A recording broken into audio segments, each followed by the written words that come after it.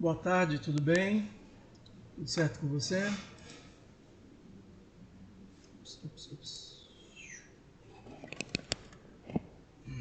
Se você me vê um pouquinho melhor, tá certo?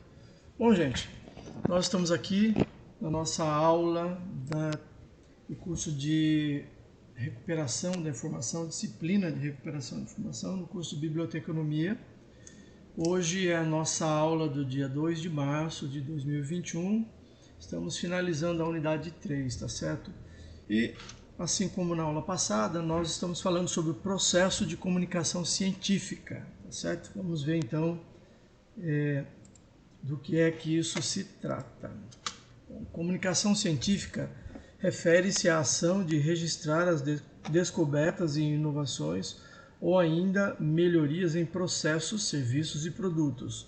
É através dela, da comunicação científica, que a evolução humana quanto à sua tecnologia é preservada e fica disponível para as gerações futuras. Então, o processo da comunicação científica envolve o desejo e a necessidade de registrar o conhecimento, ainda que em fragmentos de dados, para tentar facilitar que o potencial leitor, o potencial usuário, ele consiga reconstruir as informações e o conhecimento na cabeça dele, se ele tiver condições de entender aqueles dados que você colocou. Então, o livro ele é um conjunto de dados que você escolhe da melhor maneira para facilitar por parte do leitor a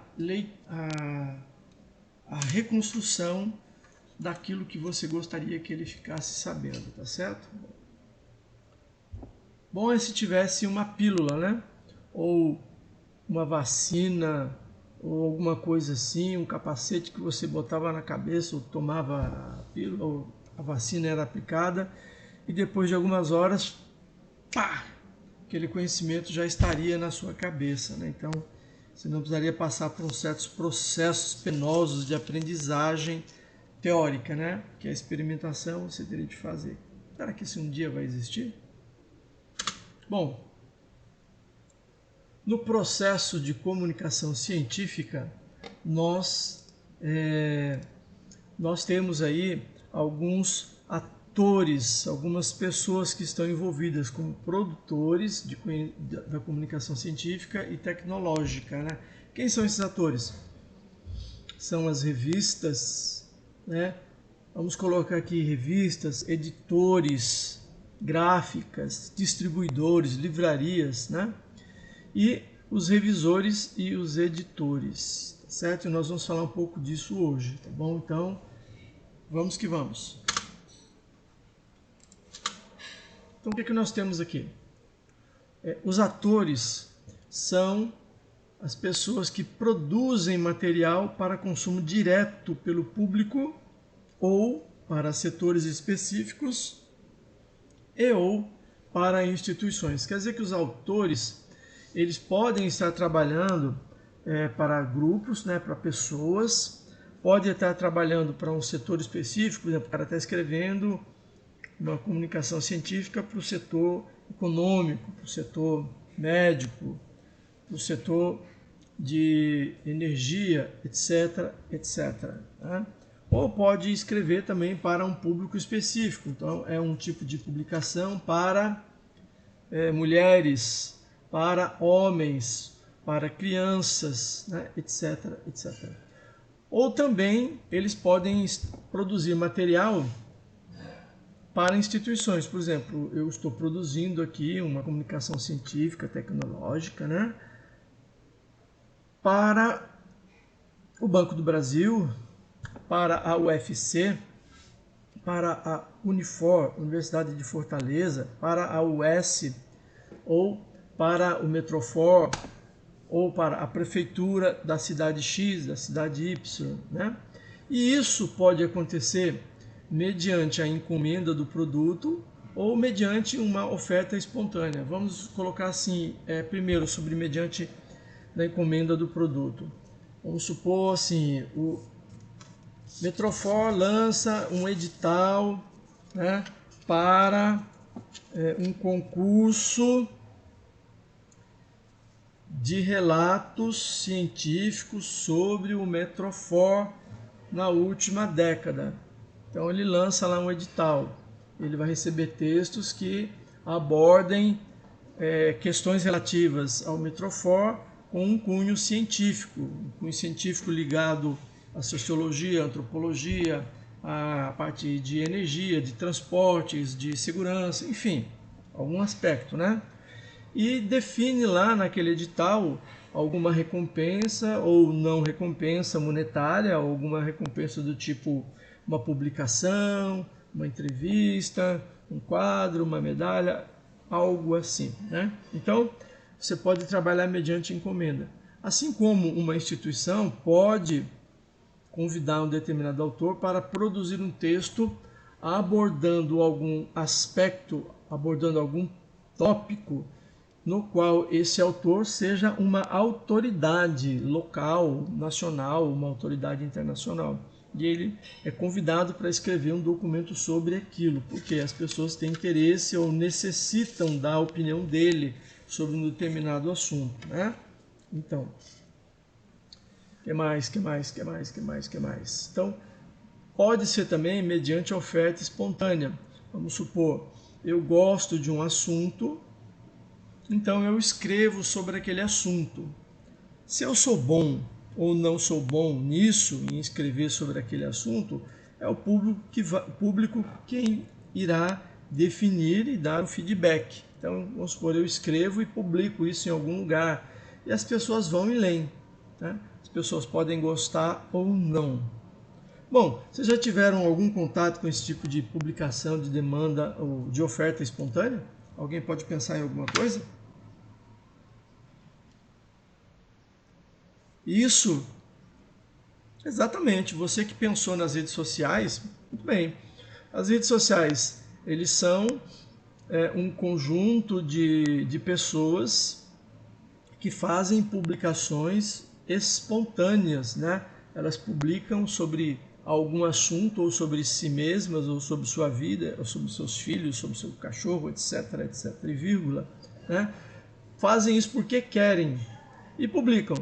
E acontece que nessa publicação as pessoas podem gostar e quando gostam dão as curtidas, dão os likes, e quando dão os likes o que acontece é que, né, dão like,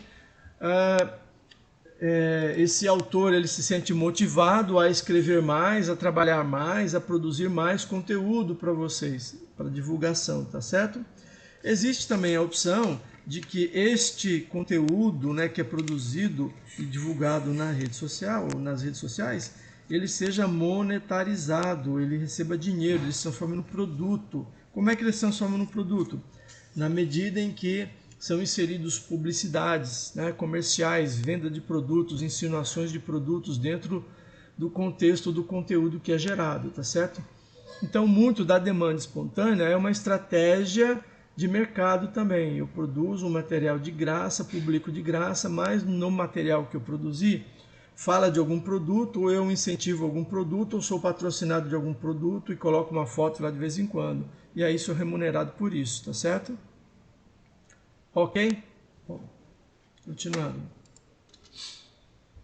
Então, eu também posso ter a encomenda de produtos, né? A encomenda pode ser mensurada ou pode ser caracterizada como livros para editoras, como textos jornalísticos, né? Informação, é o que a gente chama de informação científica. Então, uma editora pode convidar um determinado autor, que essa editora considera que aquele autor é um autor prestigiado naquele assunto, que ele é uma autoridade local, nacional, internacional, sobre aquele assunto. Então, o convidam para escrever. Escreve um livro que vai para aquela editora, para ser publicado lá naquela editora. Também nós temos aí os textos jornalísticos, né, que saem em jornais e em sites especializados, ou em rádios, né, ou em jornais na televisão, no qual ocorre a divulgação científica. Por exemplo, estudos científicos feitos pelos prestigiados pesquisadores fulano e beltrano da universidade tal e tal, do centro de pesquisa tal e tal, do país tal, concluíram que... Então está divulgando um fato científico. Então essa divulgação científica é chamada de informação científica, né?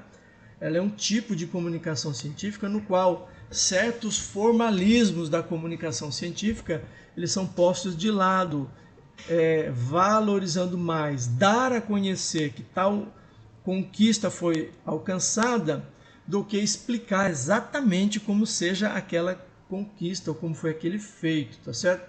Por exemplo, o homem chegou a Marte, a primeira colônia humana foi estabelecida em Marte e não sei o que, e temos fotos a seguir, vamos mostrar, eles estão fazendo o primeiro churrasco em Marte. Pronto. Aí, comunicação científica seria que foram, mostrando como foram, quanto combustível foi gasto, como chegaram, como foi a instalação, não sei o quê. Enfim, um monte de informações técnicas e comprovações e também de fotos, de gráficos, de análise, de tendências, isso e aquilo, tá certo? Bom, também existem comunicação científica do tipo informação ou mesmo comunicação científica em blogs e sites especializados. Então, se você procurar de algo que você gosta, você certamente vai achar sites especializados, tá certo? Sobre o assunto que você quer. Ah, eu gosto de tricô. Você vai achar um site especializado de tricô. De repente você acha textos científicos, né? Comunicação científica sobre tricô. Os benefícios do tricô para a ocupação do tempo ocioso, os males do tricô em relação a problemas nos dedos e nas mãos, né? A história do tricô, as vantagens, enfim, tricô, crochê e qualquer outro tipo de técnica de construção tipo artesanal com linhas e agulhas, né? Então é isso. Nós temos, por fim, a parte da demanda espontânea e a de encomenda de produto. Mas sobre demanda espontânea ou oferta espontânea ainda tem mais um pouquinho para a gente conversar. Veja só, a oferta espontânea, que é aquela na qual o autor produz espontaneamente um texto, ele não foi provocado para produzir aquilo, ninguém pediu. Ele produziu porque quis produzir, porque ele acha interessante produzir sobre aquilo, tá certo? E o que acontece é o seguinte, essa oferta espontânea está presente nos mesmos setores, né, da oferta encomendada, e elas podem se caracterizar como textos jornalísticos ou informação científica. Também estão presentes nos blogs e sites especializados. Os autores, atualmente, eles são confrontados com algumas preocupações, né? Preocupações que têm nome, chamada ciência aberta, dados abertos e pré-prints, ou pré-impressão, né? Numa tradução bem literal, ou prévia do material, né? Prévia da publicação, talvez seja o melhor termo.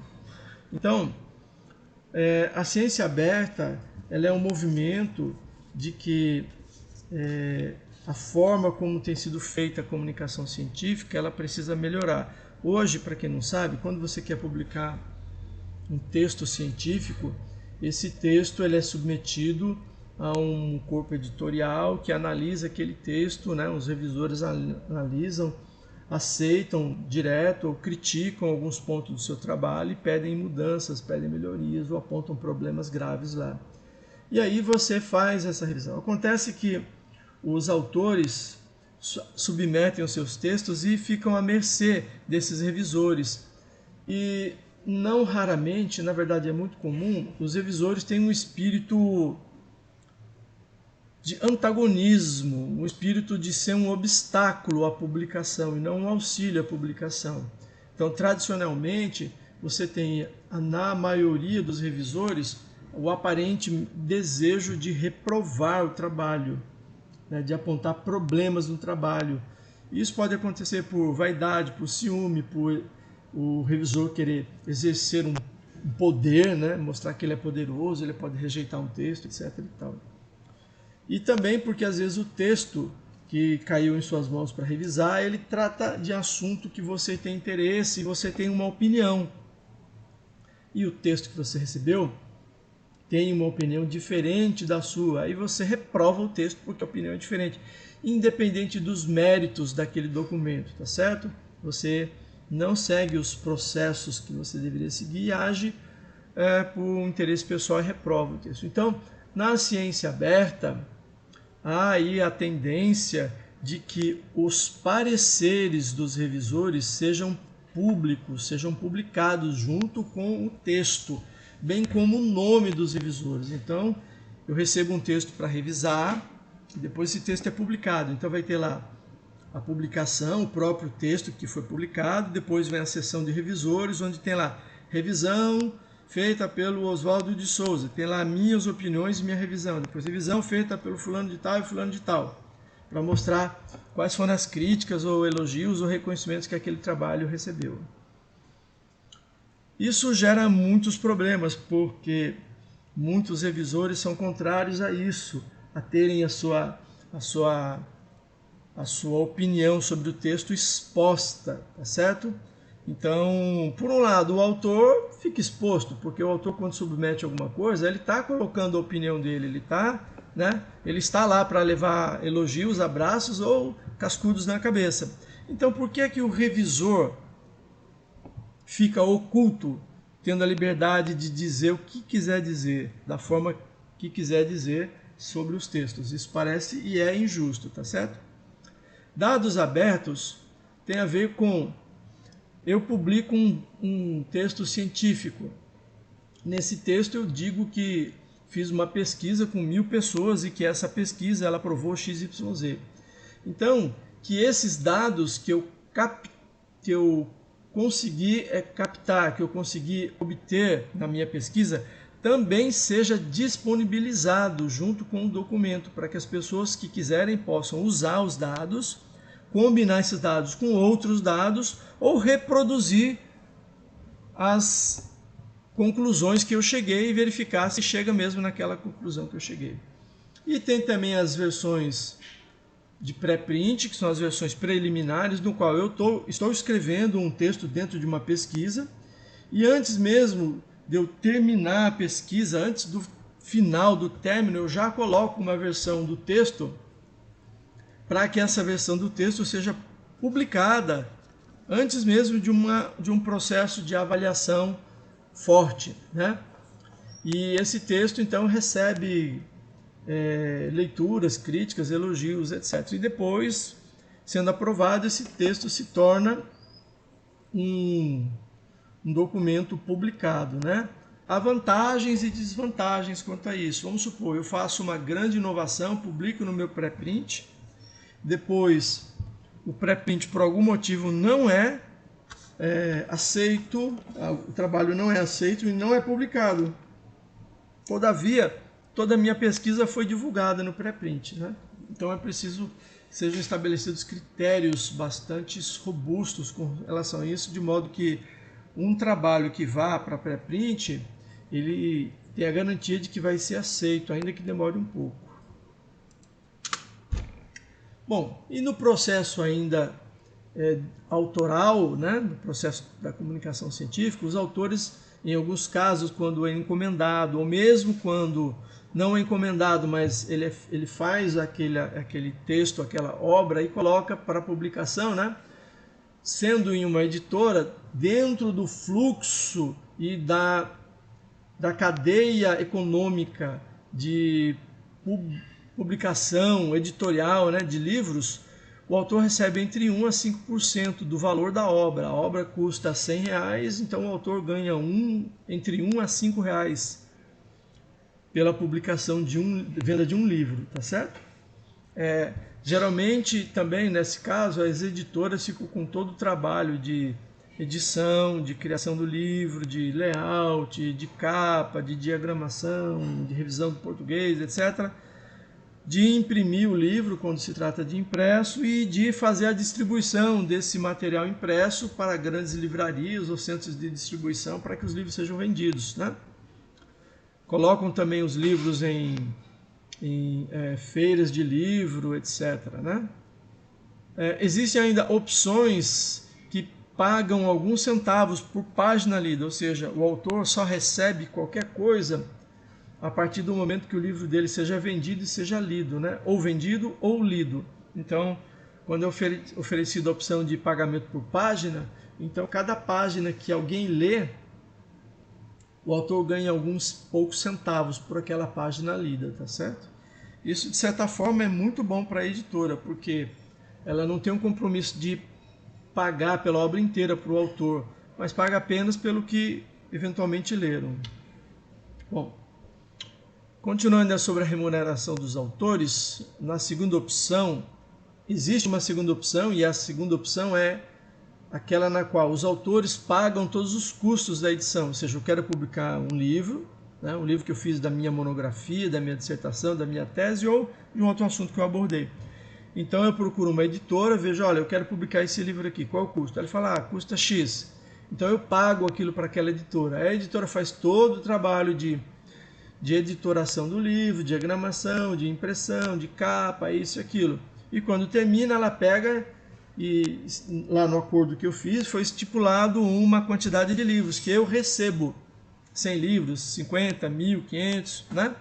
E o meu pagamento é, eu paguei e recebi aqueles livros. E aí eu tenho que vender aqueles livros, para se eu quiser ganhar algum dinheiro. Então quem estipula o preço e faz a venda é o próprio autor. É uma modalidade bem ruim, porque eu tenho que vender meu próprio livro, né? E quando existem novas edições, elas são renegociadas. Também existe a autopublicação. Na autopublicação, você é a própria editora, você escreve o seu livro, você faz a revisão do português, faz a diagramação, faz a formatação.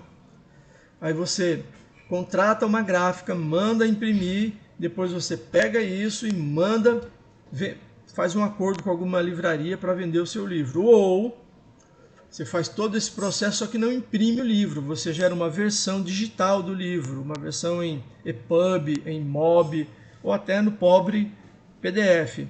E aí você divulga e vende isso na internet. Você mesmo vende pela internet ou entrega em algum local que faça vendas pela internet de material digital. E aí a pessoa compra o livro e baixa o livro no computador ou no celular para poder ler aquele livro, tá certo? E você é a própria editora. Existem grandes empresas que trabalham assim, uma delas é a Amazon, você pode fazer a publicação do seu livro lá.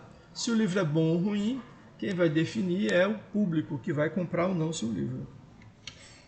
Bom, chegando perto do fim desse tema de hoje, né? O custo versus preço de venda está sempre em declínio. O declínio tem sido constante. Cada vez mais o custo para se produzir um livro tem diminuído quando se trata do livro digital. No entanto, o preço de venda, o preço pelo qual o autor vende o livro, tem diminuído cada vez mais, além de terem surgido essas modalidades nas quais o autor ganha alguns centavos, né? Por página lida do livro que ele publicou. Então, eu diria que nesse modelo, para o autor receber, por exemplo, R$100 por mês, o livro dele teria de ser praticamente um best-seller, tá certo? Para ele ganhar R$100 por mês. Então, é muito ruim a situação para o autor, tá certo? Bom, o livro impresso também está com a margem de ganho para o autor cada vez menor, o que desestimula sempre o autor nesse processo editorial. E note que sem o autor, sem que ele produza o material, não existe comunicação científica, não existe processo, não existe essa economia editorial, né?